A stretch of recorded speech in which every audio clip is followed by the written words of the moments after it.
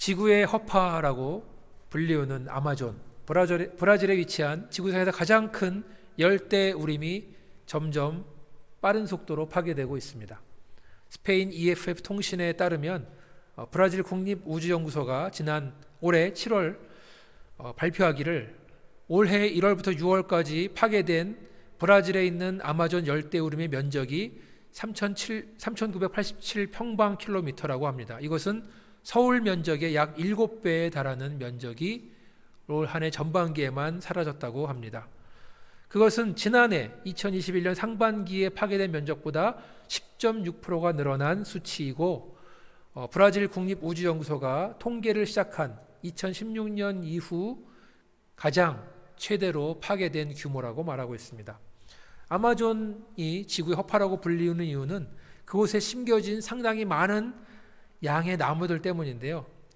인류가 여러 가지 산업 형태로 배출하는 탄소의 양이 너무나 많아지고 있는데 그것이 지구 환경에 안 좋은 영향을 미치고 있고, 그래서 아마존과 같은 열대 우림지대에서 산소를 많이 배출해줘야 전반적인 균형을 이룰 수 있는데 그것이 무너지고 있는 것이라고 합니다. 그런데 마치 사람의 허파가 중요한 이 아마존 지역이 무분별하게 훼손되면서 우리가 살고 있는 이 지구는 점점 살기 힘든 상황으로 바뀐다는 이야기입니다. 지구 환경에 대해서 낙관할 수 없는 또 한 가지가 있습니다. 그것은 지구온난화입니다. 지구온난화가 무슨 말이냐 하면 지구의 온도가 상승하는 현상, 즉 우리가 사는 지구가 점점 더워지는 현상을 말합니다. 우리가 살고 있는 지구는 원래 지표면의 열이 일정하게 유지되어야 생명체가 잘 살 수 있습니다. 하지만 필요 이상으로 온도가 올라가게 되면 이상기온, 이상기후변화가 나타납니다. 전문가들은 우리 인류가 19세기의 산업혁명을 시작하면서부터 이 지구의 온난화 현상이 본격적으로 시작됐다고 말하고 있습니다. 그래서 그때랑 산업화 이전과 지금을 비교하면 평균 온도가 섭씨 1도 이상 올랐다고 합니다. 지구의 온도 기상변화를 체계적으로 측정하기 시작한 1880년대부터 1980년, 100년까지 지구의 온도는 10년마다 평균 0.07도가 상승을 했고요. 근데 1981년에 들어온 다음부터는 상승폭이 2배로 늘어났다고 합니다. 그래서 지난 40년간 지구의 온도는 10년 동안 10년마다 평균 0.18도씩 올랐다고 합니다. 그래서 지금 물론 저 여러분 가장 더운 곳 애리조나에 살고 있기 때문에 뭐 그 정도야 어떨까 생각하지만 지금 모든 인류는 이전까지 경험하지 못했던 가장 뜨거운 시간을 보내고 있다는 얘기입니다. 최근에 지구변화에 관한 정부 간 협의체 IPCC에 의하면, 보고서에 의하면 2040년, 앞으로 20년이 되기 전에 이대로 간다면 1.5도가 높아진다는 예상을 하고 있습니다. 그리고 그때까지도 우리가 아무 조치를 취하지 않는다면 이제는 돌이킬 수 없는, 그래서 만약에 산업혁명 이전보다 2도가 올라간다면 지구상에 있는 모든 생물들에게는 돌이킬 수 없는 치명적인 일이 나타날 것이라고 많은 과학자들이 예상을 하고 있다고 합니다. 이미 우리들은 이런 온난화에 대한 피해를 경험하고 있습니다. 해수면이 상승하고 있고요. 그래서 여러 곳에 집중호우, 홍수, 산사태 등 수해가 나타나고 있습니다. 그리고 지구촌 곳곳에 이전에 없던 폭염이 생겨서 열대성 질병이 확산된다고 합니다. 반대로 겨울이 되면 한파가 닥쳐서 말할 수 없는 추위와 눈을 동반한다고 합니다. 바다의 온도가 올라가면서 해초류가 점점 사라지고 있고, 그래서 바다의 먹이사슬이 깨지고 있고, 또 땅에서도 식량사로도 마찬가지인데요. 점점 생산량이 감소하고 있다고 합니다. 그래서 만약에 생산량이 10% 감소하면 개발도상국에 있는 사람들은 아마 기아현상을 겪을 것이다라고 예상하고 있고요. 그 다음에 앞으로의 10년이 이 농업에 아주 큰 영향을 미칠 거다라고 말하고 있습니다. 그래서 옥수 같은 경우는 아마 세기 말까지 생산량이 24%가 줄을 것이다라고 감소하고 있습니다. 뭐 세기 말 얘기를 하고 그러면 이제는 주님 오실 날이 가까이 왔나 보다라고 생각할 수도 있습니다. 그리고 혹시 인생을 어느 정도 살았던 분들이라면 이제 주님께서 오시면 가야지 뭐라고 생각하는 분도 있겠지만, 그렇지만 우리의 자녀를 바라볼 때, 어린 손주를 바라볼 때에는 이러한 지구가 환경이 파괴되는 것이 결코 남의 일이 아니다. 결코 안심할 수만은 없다라는 생각을 하게 됩니다. 제가 20년 전에 텍사스에서 공부할 때 저희 아버지가 오셨습니다. 그래서 텍사스 유명한 게 이제 그 스테이크인데 모시고 갔죠. 근데 이제 스테이크를 시켜드리려고 했는데 그 전에 지금 한국에 광우병 때문에 말이 많은데 그랬더니 야 괜찮아 다 가져와 내가 다 먹을게. 뭐 10년 15년 뒤에 나타난다 그러는데 벌써 20년이 지났어요. 근데 광우병은 다행히 큰 문제는 없었습니다. 예. 근데 왜 우리 홍 목사님은 주일 아침부터 이런 환경 파괴라는 불편한 무거운 주제를 갖고 우리를 괴롭히고 있는가라고 혹시 말씀하신다면 오늘 설교와 깊은 연관이 있기 때문에 그렇습니다. 하나님께서 천지를 창조하시고 아담을 에덴 동산에 두셨을 때에는 아무런 문제가 없었습니다. 모든 것이 하나님 보시기에 좋았더라. 모든 것이 완벽했습니다. 창세기 2장 15절에서 17절 보시면 준비됐나요? 제가 읽어드릴게요. 여호와 하나님이 그 사람을 이끌어 에덴 동산에 두사 그것을 다스리며 지키게 하시고 여호와 하나님이 그 사람에게 명하여 가라사대 동산 각종 나무의 실과는 내가 임의로 먹되 선악을 알게 하는 나무의 실과는 먹지 말라. 내가 먹는 날에는 정령 죽으리라 하시니라. 자, 하나님께서는 모든 피조물을 만든 다음에 사람을 만드시고 아담에게 모든 피조물을 다스리고 지켜라 당부하신 겁니다. 하나님을 대신해서 이 피조물들을 관리하라고 주신 것입니다. 여러분, 이 세상에 있는 모든 피조물들의 이름을 누가 지은지 아십니까? 아담이 지은 거예요. 아담이 오늘 말씀에 준비되지 않았지만 2장 19절 창세기를 보면 여호와 하나님이 흙으로 각종 들짐승과 공중의 새를 지으시고 아담이 어떻게 이름을 짓나 보시려고 그것들을 그에게 이끌고 오시니 아담이 각 생물에 일컫는 바가 곧 그 이름이라. 아담이 여러분 아덴 동산에서 그냥 편하게 누워서 시간을 보내고 아무것도 안 하고 빈둥거린 것이 아니라 하나님이 지으신 창조물들을 하나하나 관찰하고 하나하나 이름을 만들고 그래서 그때부터 그 이름이 된 겁니다. 지금 우리가 부르는 이름이 된 겁니다. 그리고 그들의 이름을 지은 것뿐 아니라 잘 보살피고 지키는 것이 그의 임무였습니다. 그런데 아담이 범죄를 하게 됩니다. 범죄를 하고 저주를 받게 됩니다. 그런데 아담만 온 인류만 저주를 받은 것이 아니라 우리가 살고 있는 이 땅도 저주를 받았다는 말씀입니다. 사람의 죄의 결과가 이 땅의 저주로 이어진다는 것입니다. 창세기 3장 17절로 19절 말씀 제가 읽어드리겠습니다. 아담에게 이르시되 이게 지금 죄를 지은 다음에요.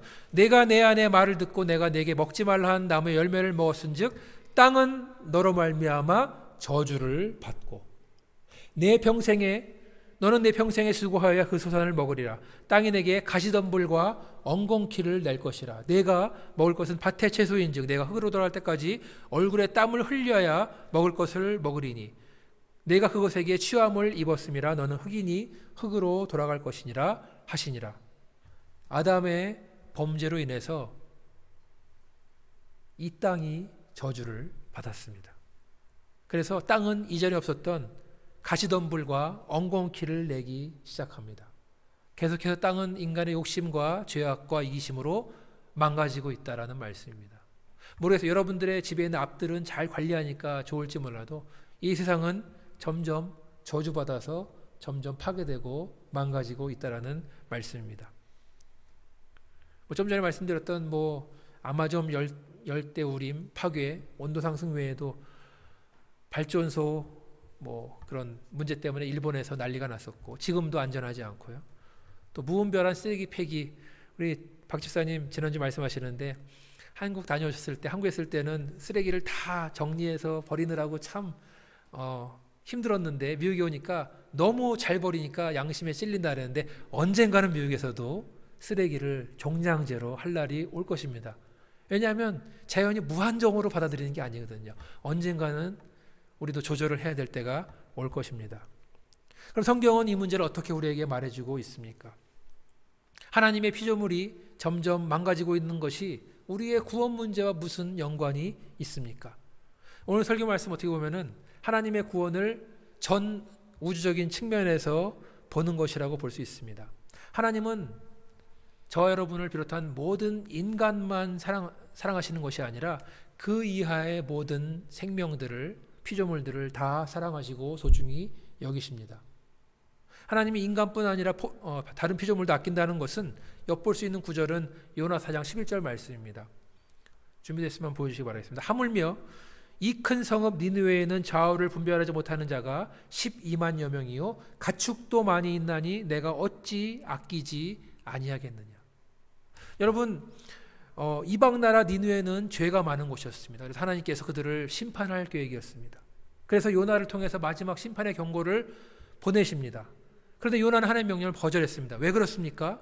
자기는 니느웨 백성이 너무 싫은데, 그래서 확 망하면 좋겠는데, 혹시나 자기가 하나님 말씀 가지고 증거했다가 혹시나 그들이 그 말을 듣고 회개하면 어떡하나, 그래서 혹시나 하나님께서 그들을 용서해 주시고 심판하지 않으면 어떡하나, 그것이 싫어서 불순종을 한 것입니다. 요나는 하나님의 사자요 하나님의 일꾼이었지만, 가까이 있는 것 같았지만 하나님 마음을 그만큼 몰랐던 것입니다. 하나님은 그들의 죄악을 보시고 심판을 작정하셨지만 그들이 회개하는 모습을 보고 심판하지 않고 용서를 하십니다. 하나님한테는 오케이인데 요나한테는 오케이가 아닌 거예요. 자기가 뭔데. 그렇지만 지금 읽은 말씀은 요나서의 가장 마지막 말씀입니다. 하나님께서 요나를 타이르는 말씀입니다. 내 마음을 좀 알아줘라. 하물며 이 큰 성읍 니느웨에는 좌우를 분별하지 못하는 자가 12만 명이고 가축도 많이 있다. 내가 어찌 아끼지 않겠느냐. 그 소유물들, 가축들, 생물들도 하나님이 아끼신다는 말씀입니다. 오늘 본 말씀 18절은 고난과 영광이라는 대주제로 시작합니다. 오늘 설교 제목이 영광의 그날을 기다리며 라는 제목입니다. 하나님의 영광의 날은 반드시 올 줄 믿습니다. 언제 옵니까? 예수 그리스도가 다시 오시는 그날. 저는 그것을 확실히 믿습니다. 그런데 언제 오시는가? 언제까지 우리가 기다려야 되는가? 그것이 문제죠. 우리는 어떻게 기다려야 됩니까? 그날을 소망하며 참으며 기다려야 한다. 생각하건대 오늘 본문 말씀, 현재의 고난은 장차 우리에게 나타날 영광과 비교할 수 없도다. 사도 바울이 아무리 생각을 해봐도, 아무리 묵상을 해봐도 하나의 결론밖에 없다는 것입니다. 장차 우리에게 나타날 그 영광의 무거움과 비교할 때 현재의 고난은 마치 깃털과도 같이 가벼운 것이 될 수밖에 없다라는 것입니다. 그 영생에서 영원한 삶에 있을 영광과 비교할 때, 그리고 그 고난을 반드시 거쳐야 반드시 영광을 받는다는 것입니다. 오늘 말씀 19절부터 22절까지 네 가지 절을 보면은 피조물의 고난에 대해 사도 바울이 말하고 있습니다. 한번 화면을 19절부터 한번 보여주시면 좋겠습니다. 19절부터 제가 한번 읽어드릴게요. 한번 보시면, 피조물이 고대하는 바는 하나님의 아들들이 나타나는 것이니 피조물이 허무한데 굴복하는 것은 자기 뜻이 아니 오직 굴복하게 하시는 이로 말미암음이라. 그 바라는 것은 피조물도 썩어짐의 종로로 탄 데서 해방되어 하나님의 자녀들의 영광의 자유에 이르는 것이니라. 피조물이 다 이제까지 함께 탄식하며 함께 고통을 겪고 있는 것을 우리가 아느니라. 18절부터 화면 계속 보여주시기 바라겠습니다. 19절부터. 여기서 말하는 피조물은 뭐냐? 하나님이 만드신 피조물들 가운데 사람을 제외한 피조물을 말합니다. 그러니까 우리를 둘러싼 사람이 아닌 환경들, 생물과 무생물들, 하늘과 땅과 나무와 동물들과 흙과 이런 모든 것들을 말합니다. 그런데 19절에 보니까 피조물들이 고대하는 것은 하나님의 아들들이 나타나는 것이다 라고 말합니다. 하나님의 아들들은 바로 저와 여러분을 말합니다. 영광으로 나타나는 걸 말하는 것이고요. 그들이 고대하고 있다라고 그러는데, 고대한다는 말은 신약성경에 7번 나오는데요. 이 고대한다는 말이 어떻게 쓰이느냐 하면은 예수님의 재림을 기다릴 때만 사용하는 단어예요. 그러니까 사람뿐만 아니라 피조물들이 예수님의 재림의 날을 기다린다는 겁니다. 어쩌면 믿는 사람이나 믿지 않는 사람이 재림면을 기다리는 것보다 피조물들이 더 간절히 기다리고 있다는 말씀입니다. 왜 그들이 피조물들이 예수의 날을 기다리냐? 20절에 보니까 20절 보여주세요. 피조물들이 허무한 데 굴복하기 때문이다. 피조물이 허무한 데 굴복하기 때문이었습니다. 여기서 말하는 허무는 무엇인가? 여러분, 이 로마서 말씀 암송 우리가 하고 있는데 좀 로마서가 어렵습니다. 그래서 공부를 하면서 해야 돼요. 그래서 제가 친절하게 여러분 뜻을 말씀해 드리는 겁니다. 잘 모르면서 암송하는 것보다 알고 암송해야 됩니다. 허무란 말은 무엇인가? 다른 말로 하면 타락, 무익함, 공허, 변하고 썩어 없어질 것, 의미 없는 것이라고 말합니다. 그러니까 여기서 의미 없다는 것은 솔로몬이 전도서에서 헛되고 헛되고 헛되도다. 그때 말하는 헛됨이 바로 이 허무랑 같은 겁니다. 좀 전에 말씀드린 것처럼 하나님은 피조물들을 만드실 때 선하고 아름답고 완벽하게 만드셨습니다. 그런데 아담이 죄를 범한 이후에 세상에 죄가 들어왔고 이 땅도 저주를 받게 됩니다. 아담은 원래 피조물들을 지키고 보호하고 다스리라는 명령을 받았지만 결국에는 피조물을 파괴하고 저주하는 결과를 낳았습니다.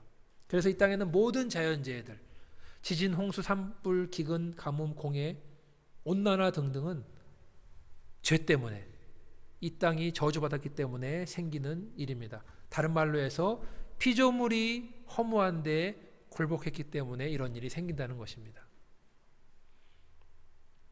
그것은 죄를 지은 후 인간이 어두움의 권세, 공중권세 잡은 자에게 굴복했다는 것처럼 피조물도 사탄의 권세 아래에서 굴복하고 있다는 말씀입니다.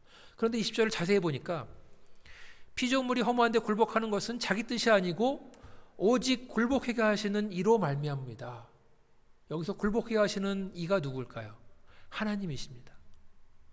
하나님으로부터 말미암았다라는 거예요. 자, 모든 것은 아담의 죄의 결과입니다. 아담이 죄를 졌으니까 아담만 그 책임을 지면 되는 거 아닌가? 근데 그게 아니에요. 아담을 비롯한 하와와 그 자손들과 모든 인류가 그 저주를 받게 됩니다. 죄로 인해서 하나님과 분리가 되고 영으로 죽은 존재가 되었습니다. 거기서 끝나는 것이 아니라 피조물들까지 확산되는 겁니다. 아담에게 맡겼던 모든 피조물들이 연대 책임을 지게 된 것입니다. 다른 측면으로 말씀드리면 믿는 자들이 이제 구원받고 영광의 그날에 되기 전까지 고난을 당하는 것처럼 모든 피조물들도 영광의 그날이 되기 전까지는 고난을 당할 것이라는 말씀입니다. 그런데 이 땅에 내렸던 저주는 언젠가는 반드시 끝이 날 것입니다. 예수님이 왕으로 다시 오시는 그때에 피조물들을 향한 저주는 끝나고 그들도 회복된다. 요한계시록 22장 1절로 3절 말씀 읽어드리겠습니다. 또 그가 수정같이 맑은 생명수의 강을 내게 보이니 하나님과 및 어린 양의 보좌로부터 나와서 길 가운데로 흐르더라. 강 좌우에 생명나무가 있어 12가지 열매를 맺되 달마다 그 열매를 맺고 그 나무 잎사귀들은 만국을 치료하기 위하여 있더라. 다시 저주가 없으며 하나님과 그 어린 양의 보좌가 그 가운데 있으리니 그의 종들이 그를 섬기며 다시는 저주가 없으며 예수님이 다시 오시는 그날 영광의 그날에 이 땅의 저주가 끝난다는 말씀입니다. 첫 번째 아담에 의해서 죄가 세상에 들어오면서 이 땅이 저주를 받고 피조물들이 고난을 받았다면 두 번째 아담이신 예수님께서 우리를 구원하심으로써 피조물들을 해방시킨다는 말씀입니다. 이사야서를 보면 저주에 풀리고 회복된 땅의 모습을 미리 예언한 말씀 나와 있습니다. 이사야서 35장 1절에서 2절 말씀 읽어드리겠습니다. 광야와 메마른 땅이 기뻐하며 사막이 백합화 같이 피어 즐거워하며 무성하게 피어 기쁜 노래로 즐거워하며 레바논의 영광과 갈멜과 사론의 아름다움을 얻을 것이라. 그것들이 여호와의 영광 곧 우리 하나님의 아름다움을 보리이다. 한번 상상해 보시기 바랍니다. 여러분, 광야, 메마른 땅, 사막 굉장히 익숙한 환경이죠. 우리 사는 곳이 바로 그런 곳입니다. 그런데 이 땅이 백합화로 만발할 날이 올 것이다. 인공으로 어떻게 사람이 심은 것이 아니라 이 무더운 사막이었지만 연약한 생명이 살 수 없는 그런 힘든 곳이지만 아름다운 백합이 피어나는 곳이 된다는 말씀입니다. 또 계속해서 이사야서 11장 6절에서 9절 말씀 보면은 이렇게 말하고 있습니다. 제가 읽어드리겠습니다. 그때 이리가 어린 양과 함께 살며 표범이 어린 염소와 함께 누우며 송아지와 어린 사자가 살찐 짐승이 함께 있어 어린아이에게 끌리며 암소와 곰이 함께 먹으며 그것들의 새끼가 함께 엎드리며 사자가 소처럼 풀을 먹을 것이며 젖먹는 아기가 독사의 구멍에서 장난하며 젖된 어린아이가 독사의 굴에 손을 넣을 것이라. 내 거룩한 산 모든 곳에서 해됨도 없고 상함도 없을 것이니 이는 물이 바다를 덮음 같이 여호와를 아는 지식이 세상에 충만할 것임이라. 여호와의 영광이 세상에 충만할 때 다시 오시는 그날에 어린아이가 짐승을 무서워하지 않을 날이 온다. 양과 이리가 함께 뛰노는 날이 온다.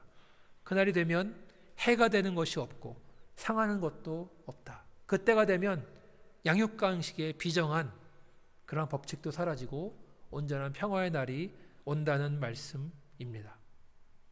언젠가는 예수님이 다시 오시는 그날에는 모든 피조물들도 수천 년 동안 계속 받았던 고통에서 고난에서 회복된다는 말씀입니다. 그 전까지는 모든 피조물이 허무함에 굴복하고 있다. 그래서 오늘 본문 21절에 보면은 그 바라는 것은 피조물도 썩어짐에 종로로 탄 데서 해방되어 하나님의 자녀들의 영광의 자유에 이르는 것이니라. 피조물들도 썩어짐의 종로로 됐고 그들이 해방된다라는 겁니다. 그래서 하나님의 자녀들의 영광의 자유에 이른다. 이 피조물들이 썩어질 종의 그 운명에서 해방되는 유일한 길은 먼저 하나님의 자녀들이 영광을 받고 자유에 이르는 것, 그 다음에 피조물들도 그렇게 된다는 말씀입니다. 인간이 타락해서 죄와 생명의 법 아래 살게 되었을 때 피조물들도 고통 속에서 살게 되었습니다. 그러나 반대로 인간이 구원을 받아 영광의 나라로 이르게 될 때 피조물들도 영광의 자유에 참여한다는 말씀입니다. 그만큼 피조물들도 하나님의 영광을 기다리고 자유의 날을 기다리고 있다는 말씀입니다. 그날까지 피조물들은 탄식을 하고 있다. 고통 가운데 있다. 22절 말씀. 22절 말씀 읽어드리겠습니다. 피조물이 다 이제까지 함께 탄식하며 함께 고통을 겪고 있는 것을 우리가 아느니라. 한글 성경에는 고통을 겪고 있다 이렇게 나오지만 밑에 있는 영어 성경 보시면은 그 고통을 아이를 낳는 고통이라고 말씀하고 있습니다. 피조물들이 이제까지 탄식하고 있다, 신음하고 있다 그러는데 그것이 아이를 낳는 고통에서 해산의 고통에서 피조물들은 신음하고 있다는 것입니다. 여러분, 아담이 범죄한 이후에 주어진 벌이 뭐냐? 남자는 평생 얼굴에 땀을 흘려가면서 일을 해야 먹고 살게 될 것이고 여자는 해산의 고통을 받게 된다라는 것입니다. 저는 남자이기 때문에 여자들의 해산의 고통을 알 수 없습니다. 그렇지만 해산의 고통이 인간이 경험할 수 있는 가장 극한의 고통 중 하나라는 것을 알고 있습니다. 그렇지만 해산의 고통이라는 말 속에는 고통이 있지만 희망도 있습니다. 언젠가는 이 고통의 끝에는 생명이 온다는 말씀입니다. 요한복음 16장 20절에서 22절 말씀. 이걸 한번 같이 한번 읽어보겠습니다. 요한복음 16장 20절로 22절 시작. 내가 진실로 진실로 너에게 이르노니 너희는 곡하고 애통하겠으나 세상은 기뻐하리라. 너희는 근심하겠으나 너희 근심이 도리어 기쁨이 되리라. 여자가 해산하게 되면 그때가 이르렀으므로 근심하나 아기를 낳으면 세상에 사람 난 기쁨으로 말미암아 그 고통을 다시 기억하지 아니하느니라. 지금은 너희가 근심하나 내가 다시 너희를 보리니 너희 마음이 기쁠 것이요 너희 기쁨을 빼앗을 자가 없으리라. 아멘. 아담의 죄로 인해서 발생한 피조물이 겪고 있는 모든 고난은 주님의 날이 되면 다 해결될 것입니다. 마치 여자가 아이를 낳기 전까지 큰 고통 속에서 근심 속에서 눈물 속에서 있지만 아이를 낳으면 그 기쁨으로 말미암아 고통을 다시는 기억하지 못한다고 했습니다. 마찬가지로 우리들도 지금은 근심하지만 지금은 괴롭지만 지금은 고통 속에 있지만 주님 다시 오시는 그날, 주님 다시 만나는 그날 우리는 기뻐할 것이고 그 기쁨을 빼앗을 자가 아무도 없다는 말씀입니다. 이렇게 사도 바울은 피조물이 당하는 고난을 이야기하면서 우리들이 받은 구원과 고난에 대해서 이야기를 하고 있는 것입니다. 오늘 본문 23절을 보니까 그뿐 아니라 또한 우리 곧 성령의 처음 익은 열매를 받은 우리까지도 속으로 탄식하여 양자될 것 곧 우리 몸의 속량을 기다리느니라. 마치 피조물이 신음하고 탄식하는 것처럼 구원을 받았지만 아직까지 영광에 이르지 못한 우리들이 그때까지 속으로 탄식하고 그때까지 신음하고 그때까지 기다리고 있다는 것입니다. 무엇을 기다립니까? 하나님의 양자가 되는 것. 이미 양자된 것을 선포했지만 양자로서 함께 사는 것. 무엇을 기다립니까? 우리 몸이 속량 받는 것을 기다린다. 오히려 하나님 지으신 피조물들은 그 구원의 날을 간절히 사모하고 있는데 하나님이 지으신 피조물 가운데 가장 뛰어난 피조물, 우리 인간들만 믿는 사람이건 믿지 않는 사람이건 구원의 날을 기다리는 것이 아니라 오히려 그날이 좀 안 왔으면, 최대한 늦게 왔으면 바라는 것은 아닌가라는 생각을 해봅니다. 이미 예수를 믿음으로 성령의 내주하심을 경험한 저 여러분은 지금 고난 속에서 탄식을 하고 있습니다. 그런데 믿기 전까지는, 성령 받기 전까지는 탄식하지 않았습니다. 믿기 전에는 그냥 이대로 예수 없이 살아도 되는구나 그렇게 알았습니다. 그게 다인 줄 알았습니다. 그러나 성령이 우리 안에 오신 다음부터 우리는 완전한 속량을 기다리며 탄식하고 있다는 것입니다. 고린도후서 5장 1절로 2절 말씀 같이 읽겠습니다. 시작. 만일 땅에 있는 우리의 장막집이 무너지면 하나님께서 지으신 집 곧 손으로 지은 것이 아니요 하늘에 있는 영원한 집이 우리에게 있는 줄 아느니라. 참으로 우리가 여기 있어 탄식하며 하늘로부터 오는 우리 처소로 덧입기를 간절히 사모하노라. 여러분 화면 계속 보여주시고요. 여기서 땅에 있는 우리 장막, 땅에 있는 우리의 장막집이 뭐죠? 우리 몸이죠. 사모님 감사합니다. 그런데 영어 성경 보니까 왜 장막이라 그랬을까? 영어 성경 텐트거든요. 아니 기왕 땅에서 살 때 우리 몸을 줄 때 좀 벽돌로 딱 짓고 기초를 쌓고 튼튼히 지으면 좋겠는데 하나님께서 장막과 같은 집을 주셨어요. 텐트를 줬어요. 기왕이면은 좀 벽돌도 좀 두껍고 도둑도 못 들어오고 천년백년 살 수 있는 집을 좀 좋겠는데 장막, 텐트를 줬어요. 왜 그렇습니까? 여러분 텐트를 언제 사용하십니까? 여행 갈 때. 1박 2일, 3박 4일 여행 갈 때 텐트 치죠. 물론 요새 경기가 어려워서 텐트를 집처럼 사는 사람들 덜어 있긴 하지만 일반적으로 여행 갈 때 텐트를 가져갑니다. 텐트는 그래서 가볍고 간단하고 한 3일 정도 지내기에 좋은 시설이에요. 근데 요새는 텐트가 너무 좋아서 텐트를 집처럼 만드는 것도 있더라고요. 텐트 안에 극장도 있고 침실도 있고 거실도 있고 그거는 좀 원래 의도는 벗어났고요. 텐트를 지은 이유는 돌아갈 집이 있기 때문에.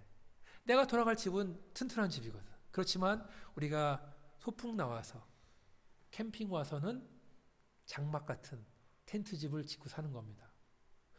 하나님께서 우리의 집을 텐트라고 하신 이유는 돌아갈 집이 있기 때문에, 하나님의 손으로 지은 튼튼한 집, 무너지지 않는 집이 있기 때문에 그렇다는 말씀이에요. 장막 텐트 옷을 입고는 천국에 들어갈 수 없어요. 그 옷을 영생할 수 없습니다. 이것은 여기서 벗어버리고 하나님이 지으신 우리 집, 튼튼한 집, 튼튼한 몸, 영생할 수 있는 몸이 있다는 말씀입니다. 믿으십니까? 아멘. 장막집은 시간이 지나면 낡아집니다. 죄송한 말씀이지만 나이를 먹게 되면 늙는 것이 하나님의 뜻입니다. 장막집은 오래 갈 수 없어요. 천년만년 갈 수가 없습니다. 하나님의 계획입니다. 하나님께서는 우리를 위해서 영원한 집, 영원한 몸을 천국에 준비하셨다는 말씀입니다. 그때까지는 장막에 사는 우리들은 세상을 살아가면서 탄식합니다. 연약하기 때문에, 무너지기 때문에, 넘어지기 때문에 탄식을 한다는 말씀입니다. 그래서 하늘로부터 오는 우리의 처소, 우리가 천국에서 영원하게 입을 그 옷을 간절히 사모한다는 것입니다. 그것이 우리가 양자가 되는 날 몸에 속량을 받는 것을 의미하는 것입니다. 이렇게 저 여러분은 구원에 대한 확신이 있기 때문에 기다릴 수가 있습니다. 기다리되 소망 가운데서 구원의 날을 기다리는 것입니다. 어떤 신학자는 소망으로 기다린다는 것을 이렇게 표현했습니다. 마치 목적지를 향해서 운전한 운전자처럼 밤새 운전하고 있지만 이제 새벽녘이 되면 도착할 것이다. 희망찬 태양을 맞이할 것이다. 무엇을 위해서 밤새 운전을 했는가? 그날이 되면 천국에서 우리가 새롭게 입게 될 옷을 보게 될 것입니다. 영생을 누릴 하늘의 집을 입게 될 것입니다. 그날이 되면 하나님께서 예비하신 새하늘과 새 땅을 우리가 보게 될 것입니다. 그날이 되면 우리는 주님 품 안에서 안심하게 될 것입니다. 그리고 천국에서 우리가 그동안 수고한 것에 대한 상금을 받게 될 것입니다. 그날이 되면 하늘나라에는 더 이상 죄가 없습니다. 고통도 없습니다. 눈물도 없습니다. 그렇게 완전한 하나님 나라를 보게 될 것입니다. 그날이 되면 우리가 정말 그리워했던 얼굴, 보고 싶었던 얼굴, 예수의 얼굴을 마주하게 될 것입니다. 그날이 확실히 올 것이기 때문에 우리는 기다립니다. 소망으로 참고 기다리는 줄 믿습니다. 말씀을 정리하겠습니다. 고난이 있어야 영광이 있습니다. 고난을 부정하지 마세요. 텐트 안에 사는 것이 고난입니다. 하늘에는 영원한 튼튼한 집과 비교할 때 첫 번째 아담으로 인해서 죄가 세상에 들어오고 이 땅도 저주받고 고통을 받고 있습니다. 성경은 피조물들이 허무한데 굴복하는 것이다 라고 말하고 있습니다. 아무것도 모르는 것 같은 말 못하는 피조물도 예수님이 다시 오시는 그날을 고대하고 있다는 것입니다. 예수님 오셔서 믿는 자만 구원하시는 것이 아니라 피조물들에게 내린 저주를 그치시고 피조물들도 하나님의 자녀들이 얻게 될 영광의 자유에 이를 것이라고 말씀하십니다. 그래서 누구보다도 피조물들이 그날을 기다린다고 저는 믿습니다. 그런 피조물을 보면서 우리들도 속으로 탄식하면서 우리 몸의 속량을 기다리고 있다고 했습니다. 예수님이 다시 오시는 그날, 구원의 그날을 기다리고 있습니다. 어떻게 기다립니까? 소망 가운데 참으며 기다리고 있습니다. 천국 소망으로 예수의 날을 기다리시는 저와 여러분 되시기를 주님의 이름으로 축원합니다. 같이 기도하시겠습니다.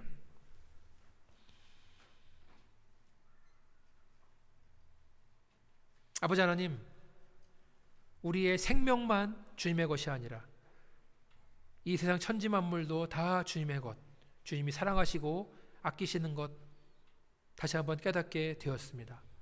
주님께서 우리를 십자가 사랑으로 구원하신 것은 우리만 구원하신 것이 아니라 무너진 이 피조물도 구원하기 위함을 다시 한번 깨닫게 됩니다. 온 천하 만물이 주의 영광을 받아 기다리며 고대하는 것처럼 우리들도 주님의 날을 고대하며 기다릴 수 있도록 하나님 도와주시기를 간절히 원합니다. 그때까지 우리가 소망 가운데 참으며 인내하며 기다릴 수 있도록 우리에게 믿음을 더하여 주시옵소서. 소망 가운데 오히려 기뻐하는 믿음 가질 수 있도록 하나님 인도하여 주시옵소서. 이 모든 말씀을 예수님 이름으로 기도합니다. 아멘.